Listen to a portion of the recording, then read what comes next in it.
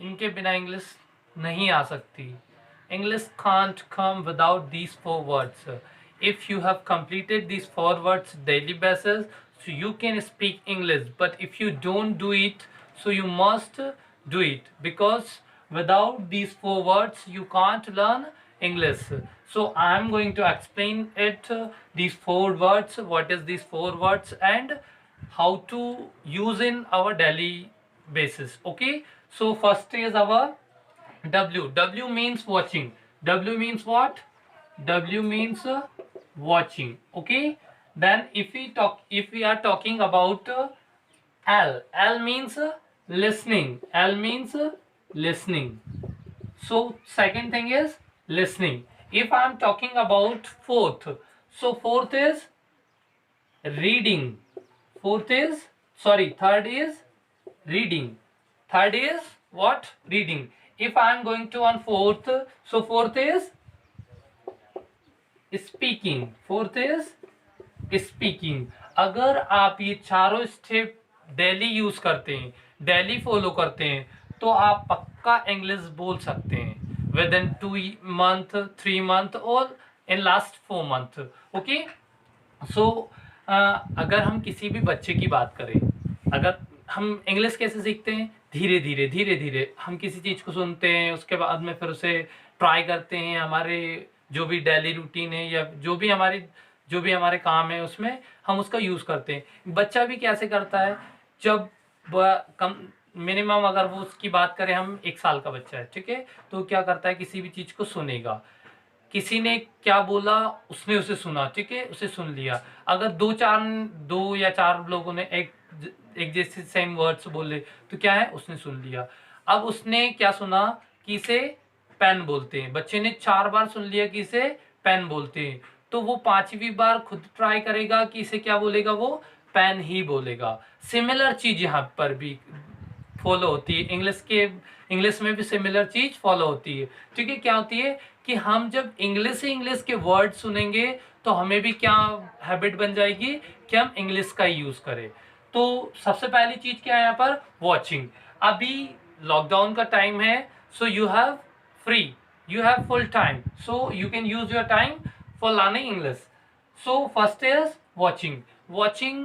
अगर देखो अभी लॉकडाउन का टाइम चल रहा है, तो ऑब्वियसली सभी लोग क्या कर रहे हैं, अपना most of the time spend किस में कर रहे हैं, वॉचिंग में, किसी चीज को भी देख रहे हैं. ठीक है, तो आप क्या कीजिएगा कि देखना तो आपको है, मैं देखने के बारे में बिल्कुल I am not denying you, ठीक है, मैं आपको मना नहीं कर रहा हूँ, पर क्या देखना है, आप देख तो रहे हैं, ठीक है, टाइम तो आपको वेस्ट ही कर रहे हैं, ठीक है, या आप यूटिलाइज भी कर रहे हैं, it doesn't mean.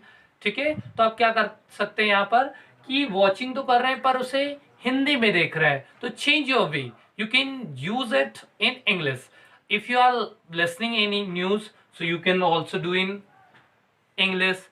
If you are reading something, so you can use your English.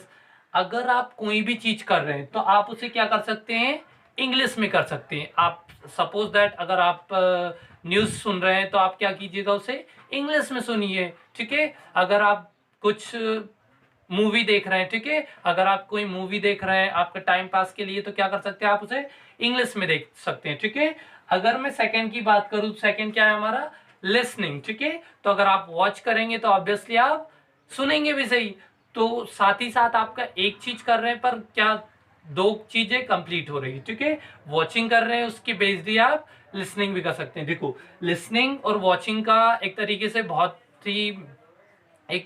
से कोरिलेटेड है. ठीक है, जैसे कि अगर वॉच करेंगे आप, तो ऑब्वियसली सुनेंगे भी सही.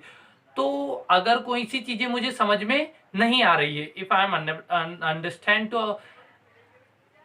M unable to understand anything, so हम किसकी मदद से समझ सकते हैं उसे, उसके गेस्चर पोस्चर की मदद से समझ सकते हैं. अगर उसका गेस्चर पोस्चर अगर हमें समझ में आता है, क्योंकि हम किसी गूंगे से बात करें, अगर हम किसी गूंगे से भी बात कर सकते हैं, वो अगर गेस्चर पोस्चर से समझा दे, तो हम क्या हो जाते हैं, समझ जाते हैं. तो सिमिलर चीज अगर हम क्या करें, उसे लैंग्वेज से रिलेट नहीं करें, अगर वो बोल रहा है, बस हमें हाथों से समझा रहा है या फिर किसी भी बॉडी लैंग्वेज का यूज कर रहा है, तो अगर हमें इंग्लिश तो समझ में नहीं आ रही, पर हमें क्या समझ में आ रहा है, उसका बॉडी लैंग्वेज, पर हमारा दिमाग तो यहाँ पर क्या है, एक्टिव है, उसे तो वो क्या है वो समझ रहा है, कुछ चीजों को समझ रहा है। तो यहाँ पर अगर आप वॉचिंग करेंगे तो आपकी दो चीजें कंप्लीट हो जाएंगी, वॉचिंग और लिसनिंग दोनों कंप्लीट हो जाएंगे। तो क्या होगा, आपको कोई भी प्रॉब्लम नहीं आएगी यहाँ पर दोनों में। आप सुने, आप देख सकते हैं, कुछ भी चीज देख सकते हैं, उसके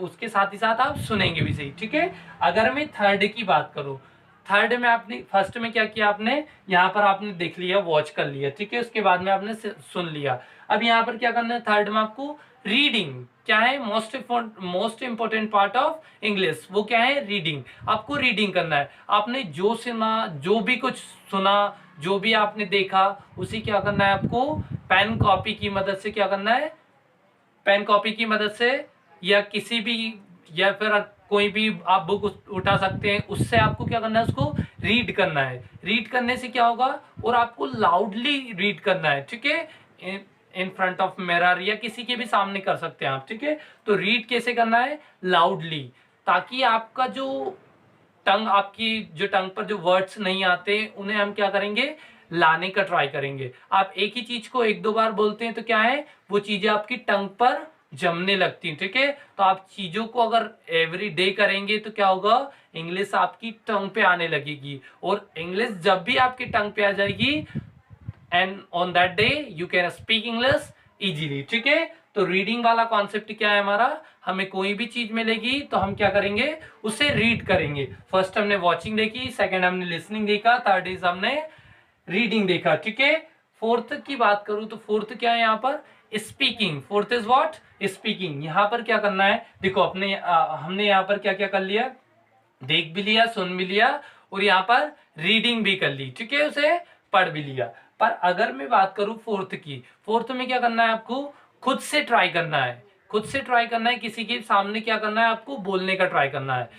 आपके पास कोई भी इंग्लिश का वर्ड है तो क्या करेंगे आप उसे, you will not speak in Hindi, you will speak in English, ठीक है। तो आपको क्या करना है, यहाँ पर इंग्लिश में ही बताना है उसे, हिंदी में बिल्कुल नहीं बोलना है।